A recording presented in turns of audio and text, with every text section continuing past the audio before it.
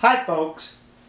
In many of my videos in reference to Sea Shepherd, I do a lot of name calling. Why, I call them every name under the sun. Negative names, some may interpret that to be as. And if you have not watched my Sea Shepherd related videos from the beginning in the last 3 or 4 years, some of these names may confuse you and you say to yourself, gee, why did he call them that? Good question. Allow me to go through some of these adjectives, these nouns that I assigned to Sea Shepherd. Well, the head of the cult group there, what's his name there, I call him Captain Kangaroo. And here's the reason why. It's not because that he enjoys a lot of support from the nation, the continent of Australia. Has nothing to do with that. It has to do with the fact that when I first saw a picture of him, I says to myself, golly gee willikers, that's Captain Kangaroo. Captain Kangaroo had a children's television show in the 1950s. That's when I was a baby, kids. And I would watch television and enjoy Captain Kangaroo's show. So when I saw this guy, the head of Sea Shepherd, why, I said, that's Captain Kangaroo. We had the good Captain Kangaroo of the 50s and this Captain Kangaroo of the 21st century. The yin and the yang of the Captain Kangaroos. Another name I call him is Admiral Beauregard Watson. His cultist members in the cult, they elevated him to Admiral because he has a few vessels. So I call him Admiral out of respect. Now the reason why I call him Beauregard, it's a southern name in the United States because there was a photograph of Captain Kangaroo in his office on that vessel, and in the corner was a Confederate flag, the Confederate States of America. So since he respects the Confederate States of America, I decided to give him a Confederate Southern name, Beauregard. That's why it's Admiral Beauregard Watson. Now another name is the Paulrus. That's a combination between Paul and Walrus that was put together by people in the Faroe Islands. They started calling the Paulrus, and so have I, because I think the name is unique, humorous, and fits. Now I refer to the cult members of Sea Shepherd as girly men. It has nothing to do with their sexuality. I do not know what their sexuality is. I do not care to know what their sexuality is.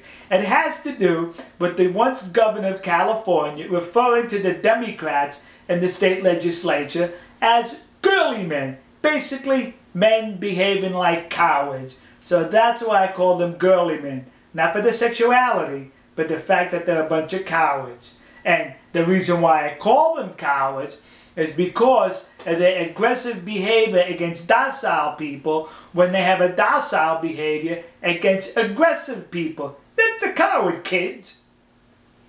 Then I refer to their vessels as rust buckets. And that's because a couple of years ago, when they were in Canada with one of their Steve Irwin ships, the earlier one, and it got confiscated by Canadian authorities, the Canadian Coast Guard sent me photographs of the vessel, and it was rusted. The bolts were rusted. The thing was rusted through and through. So that's why I started calling it a rust bucket. The term rust bucket is an old sea term for rusty ships. They call them rust buckets. Speaking of which, I also refer to it as a garbage scow. A garbage scow is a barge. At one time they used to load garbage on cities on the coast and bring the barge, tow the barge out into the ocean and dump the garbage there, calling it a garbage scow. And that's what their vessels, I say, are garbage scows, because the cultists are not, rather, as to my estimation, are not one of the cleanest people on earth. So that's why it's a garbage scow. The term eco-terrorist is referred to by them, by me.